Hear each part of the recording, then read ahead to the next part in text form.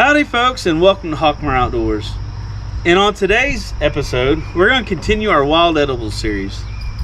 This one's going to be a little bit different. We're going to be chowing down on some brood X cicadas. So y'all stay tuned.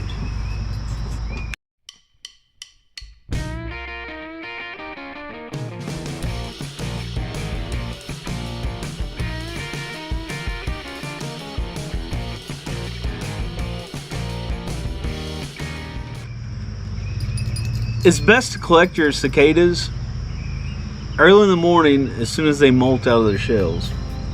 I'm a novice at this. I just kind of got whatever I could find.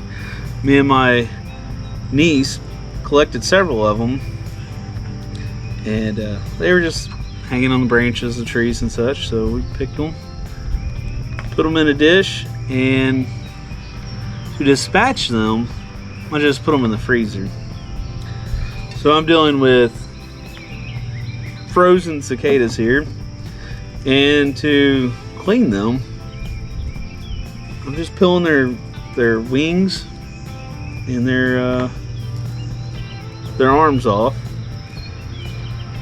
Those are allegedly harder bits to chew through, and I'm a big texture kind of guy on that. I don't think that texture would be good. I'm also peeling their head off, popping that off, because they got big beady red eyes, and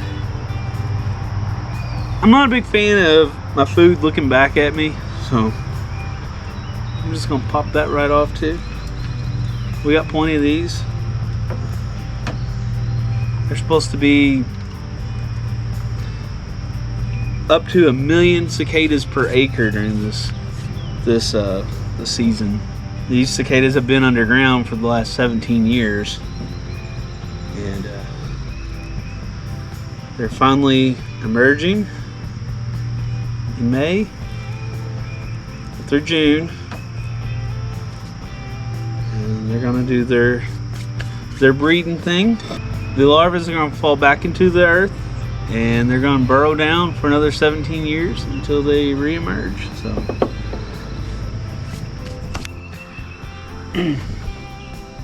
for this particular dish, I'm keeping it simple. I want all that good cicada taste and a lot less of the add-ons that you could do. A lot of people use these cicadas in place of shrimp. For our Crawford County viewers, if you got any good bug recipes, you may want to add them down in the comments below. But for this, I've got my little 1-burner stove here.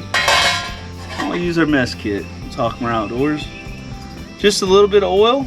Let that heat up just a bit. Put this on low heat. Go over the ingredients I'm going to be using.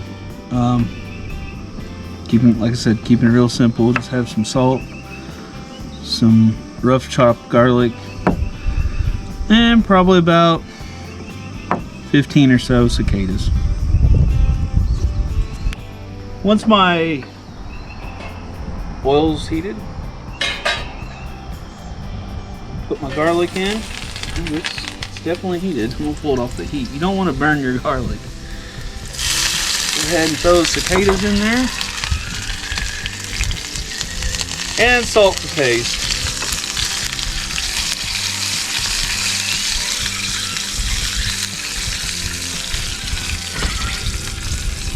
That Coleman really heated up.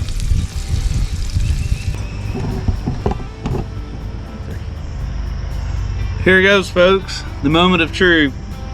I've never been much of a bug eater, but down the hatch.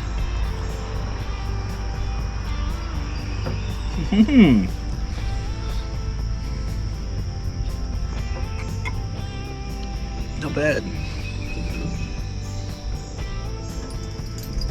In this particular method that I cooked them, it's a lot like popcorn. Like I said earlier, the younger nymphs, if you can catch them as soon as they come out of molt, they're supposed to be a little more flavorful and a little bit more solid.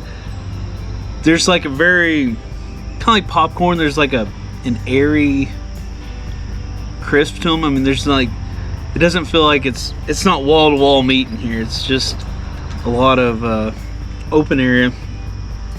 But yeah, these are, I didn't peel that one's head off. He's looking at me, but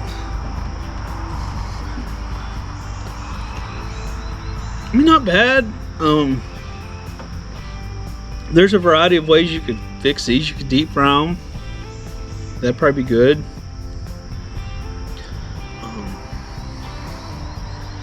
Some people boil them. I mean, really, the sky's the limit on them. They're good. I don't know that. I mean, I couldn't go through a whole plate full of them or anything like that, but it's just a little snack that get the privilege to eat every 17 years. Not bad. It's kind of the novelty of it makes it all worth it.